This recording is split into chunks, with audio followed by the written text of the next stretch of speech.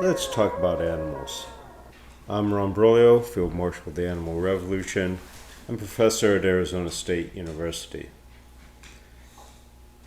And we're living in sixth grade extinction. That is, thousands of species of animals are dying, hundreds of millions of actual animals, and we're the cause of it. We weigh like tectonic plates heavily on the earth. So these deaths haunt us in a way that becomes an invitation to ask us, how do we dwell, how do we think about our homes, our worlds, and the world that's just out there? Animals are that invitation. One of the things I'll start with is the philosophical concepts that help us to begin to understand and maybe give a language to that which is almost ineffable, the wild, the variegated variety of things in the world. So, otherness.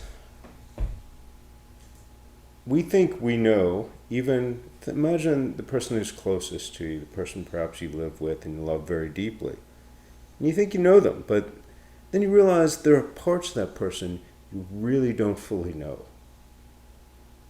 That you understand each other, but there are parts that you'll never have access to. What was that person like as a kid? When they were 20 years old or 15? What does ice cream taste like? Not to you, but to them. What is their actual taste buds tasting? So that's this radical otherness. So if we think of a Venn diagram, the intersection is where we have things in common. We understand each other. But then there are whole parts, the outside parts, we can't understand those other elements of that person. So that's otherness.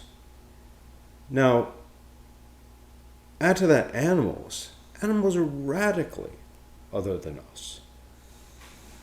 And then we give them names. We call a dog, a horse, a horse. We give them names. We have breakdowns of their physiology through biology, etc. And those are ways of us dragging the animals into culture, right? But as much as we want to bring them into culture, there are parts of the animal that we will never understand.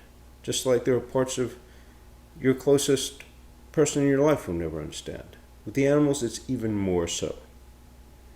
And just a little sidebar here is there are parts of ourselves we'll never fully understand, including the animality within us.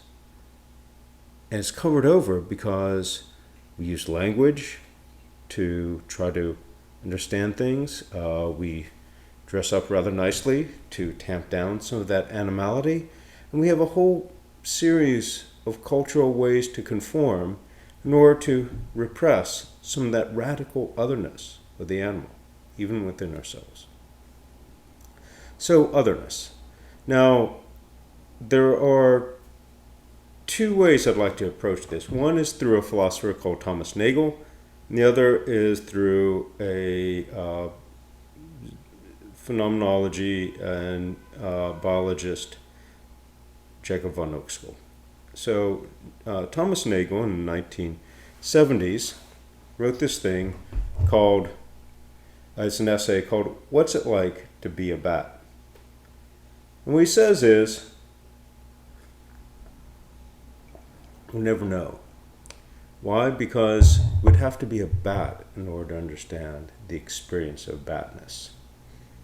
Now, we can imagine kind of what it's like, but to actually experience what it's like from the bat's perspective, we would have to be a bat. And if we were a bat, then we couldn't tell our human self over there what that was like. We can't translate. The translation is always inadequate. Okay, so that's Thomas Nagel, What's It Like to Be a Bat, and the inadequacy of the radical otherness of that animal's experience. Then there's Jakob von Uexkull. Uexkull noticed that we experience things through our perception, our eyes and ears, our senses. But animals, of course, experience it through theirs. But their sense apparatus is different. The example I like to use is from a comic, The Oatmeal, about the mantis shrimp. And in that example, animals, of course, dogs have 2 color cones in their eyes, so they can see reds and blues, and variation combinations within that. We have 3 color cones, so of course we can see a larger array of colors. Now, a butterfly, so dogs 2, humans 3, butterfly 5 color cones. So they see a whole bunch of colors we can't even imagine processing. But then the mantis shrimp, not 2, not 3, not 5, but 13 different color cones. So imagine color for this shrimp. We can't imagine it. We can't understand what that would be like to experience that. So this is some of the radical otherness that we can kind of accept, we can begin to understand through physiology. We can understand the animal's apparatus of how it takes in the world. But we'll never know what it's like, as Nagel says, we'll never know what it's like to experience it from that point of view.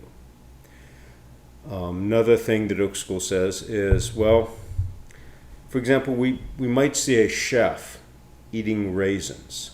Now, we don't know why he's interested in raisins, and we don't know what the raisins taste like to him, but we know he's interested in them.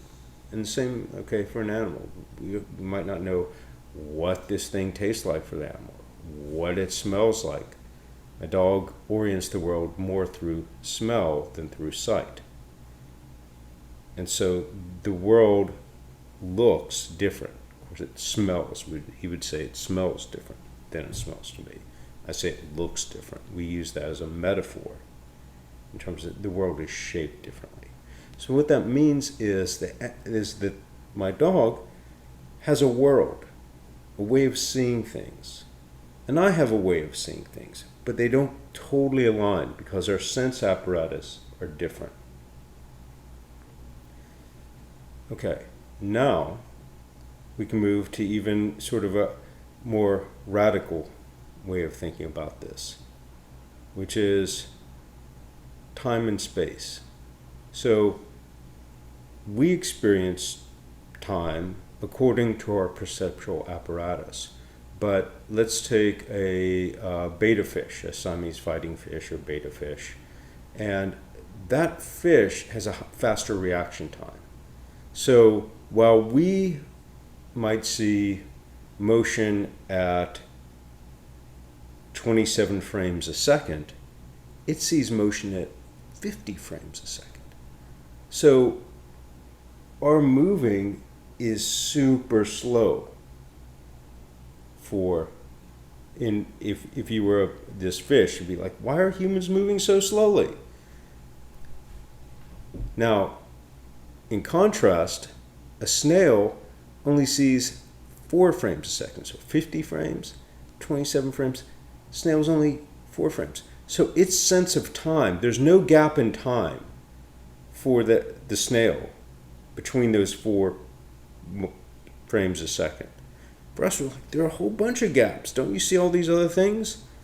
And of course, the betta fish is over there saying, hey, human, don't you see all these other things?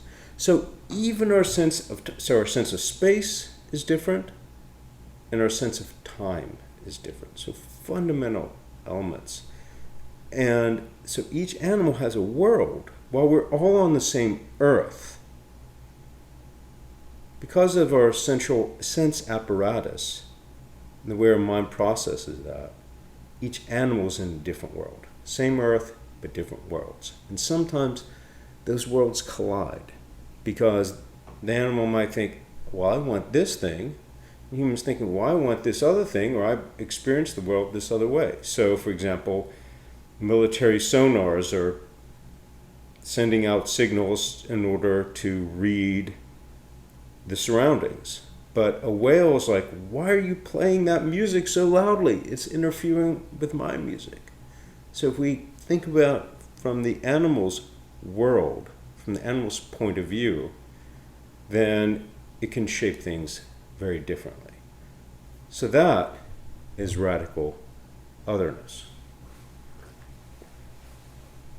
Now, let's talk about ethics. Emmanuel Levinas, who's again another philosopher, European philosopher, has this idea of face. And what he means by face, he says, we all have face. He doesn't mean physical face. What he means is that we understand our ethical obligation to another person. So I understand that I'm ethically obligated to you, and you understand those ethical obligations to me. We're not going to try to hurt each other. We're going to try to get along. That's ethics. Now, he didn't think animals have face. Right? He didn't give them that dignity because they were radically other. But what if we were to think of the face of the animal? What if we were to think of an ethical relatedness, thinking in their terms? So this is what Jean-François Lyotard calls the differend. And what he means here is that we judge according to our rules, right? We hold the courts. We have courts that judge on the ethics of something, on the legality of something. Let's say, judge on the legality of something. But that legality is always read through a human frame because there are courts. So we're never going to judge for the animals in a way that be a real detriment to humans. Say a little detriment maybe, but not a real detriment to humans. So the differend for Lyotard means we need new languages, new courts, because the victim can't really be heard. The victim can only speak in human language and on human terms. So the animal, the animality of the animal, the otherness of the animal, the wilderness of the animal, it can't speak in our courts. So we need other laws, other courts, other ways of thinking. And that is the post-human animal. That is a way in. So how can we think of a phenomenology, a way of being in the world that isn't human, that isn't this way of being human? And that will stretch us as an invitation to take us elsewhere, to get us to different space within culture, right? To think outside of the general expectations of our culture.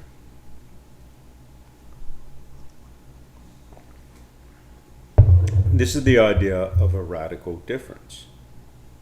So most difference is subsumed, is brought together into a similarity. Let me give you an example. We can think of man and woman, and we call them then human. And the difference, and of course there's a lot of gender variation possibilities, not just man and woman, but man and woman, human. And the particular differences of what it means to be a man or what it means to be a woman get lost in the word human, right? So rather than thinking of the similar, the humanness of man and woman, let's think radical difference, the difference of difference, a difference that cannot be assimilated. So when we talk about animals, we're assimilating, we're using our language to bring them into our courts, our world, our way of thinking, our way of judging on our terms. But the difference of difference, that is the thing that can't be assimilated, the thing we can't fully understand, that's the invitation of the animal. That's the animal calling to us to think differently. And it's the thing that disturbs philosophy, it's the thing that disturbs thought, it's the thing that disturbs culture, the things that disturb art, because art's usually on our terms, for us, from our galleries, and what we can sell, and what we can make. So what is the possibility of the different here? What is the differend? What is the radical otherness? What is the call of the animal? What is the animality even within ourselves?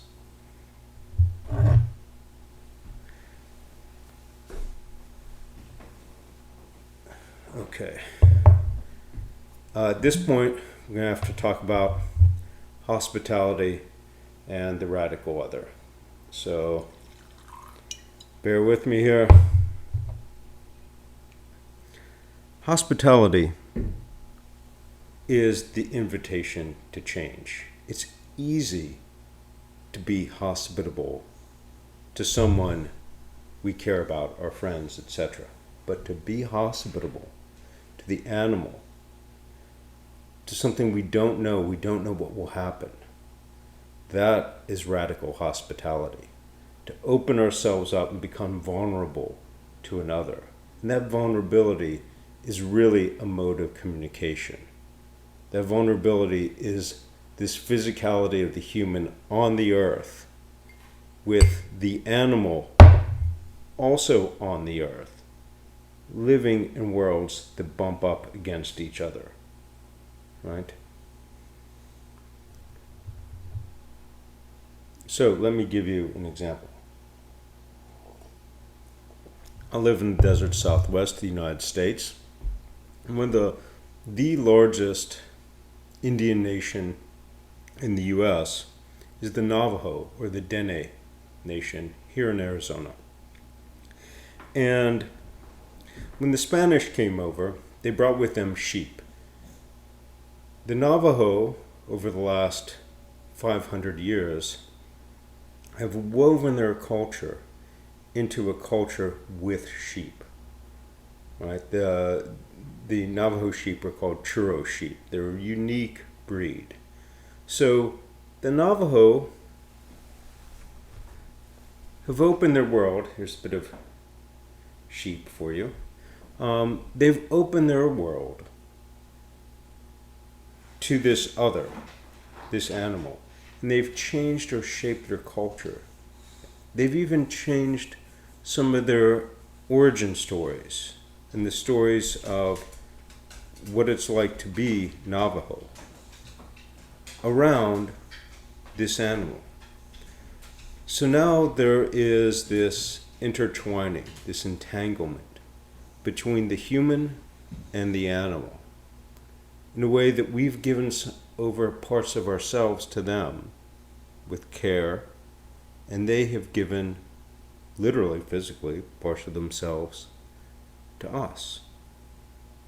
So that's the invitation and the possibility for change. Now, in art, one of the fundamental examples is Joseph Beuys' I Like America, America Likes Me, where he comes to the U.S. and spends days in a studio space with a coyote, and the coyote being a symbol of America and also very valuable to the American Indians and indigenous people of the United States. So here he saw as an opportunity for a healing by coming together, by trying to understand the radical other, the animality of the other. More recently, Kira O'Reilly has done In the Wrong Placeness, where she spent time with the corpse of a pig And so what does pig mean? What does it mean within our culture? What is the skin of a pig that looks like human skin? What is our own human skin as an animality that we bear forth into the earth, onto the earth? So these would be other examples. Another one for you.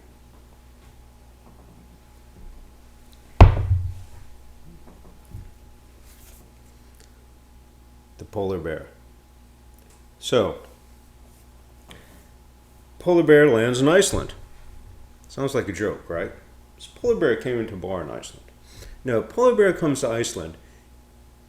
It's not invited. It's not expected. It's the interruption.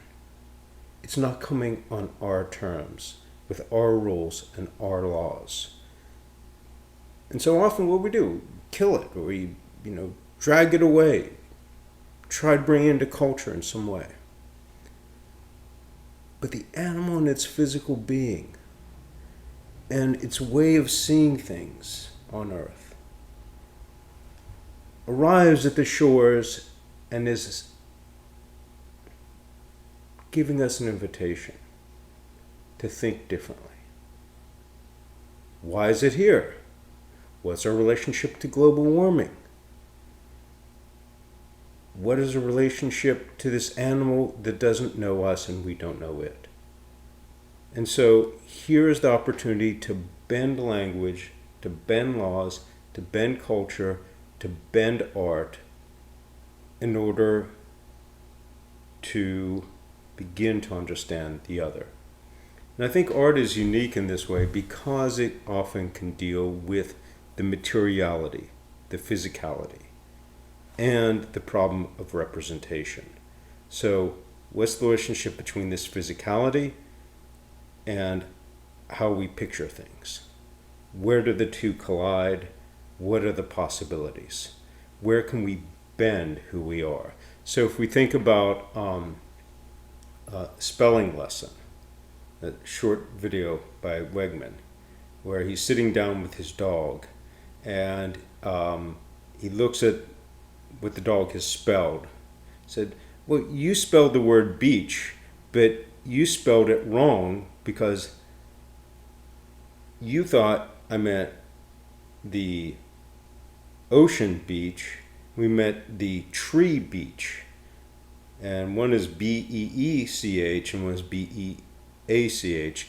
So you're wrong. And of course, who looks like the idiot there is Wegman, the artist. It's like, why would the dog know how to spell, right? So spelling lesson is really about why do we expect animals to live on our terms?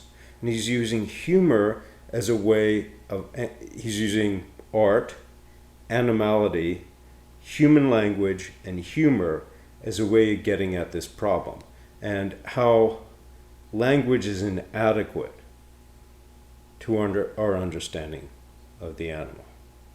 So if we think about animals and posthumanism, this becomes an opportunity, an invitation to think otherwise, to bend our expectations, to spend time with and get to know an animal, sure scientifically, sure physiologically. Those are access points, as Uexkull says. We can begin to understand the snail, or we can begin to understand the mantis shrimp and its perceptual apparatus. But as Nagel says, we'll never know what it is like. But it's an invitation. And it's in this invitation that we can enter into what Deleuze and Guattari call becoming animal, or becoming. And what that means is living not simply with a rational, quantitative, here are the characteristics of the animal, but intensely. And one of the examples I like to use is I once saw a small girl who's running around in a circle saying, I'm a bee, I'm a bee, I'm a bee. And speed and the insistent repetition of I am a bee made her bee-like. She became something that wasn't fully just human, but she leveraged her animality of running and bent language through repetition. I'm a bee, I'm a bee, I'm a bee, I'm a bee, I'm a bee. Through that repetition to cross over, to find an affinity with bees. So where can we cross over? Where can we find affinities? And coming back, maybe we see what it means to be human slightly differently. Maybe we challenge the culture of which we're a part. And this is the invitation that animals provide us. Thank you, and I hope you take up this invitation of the animal.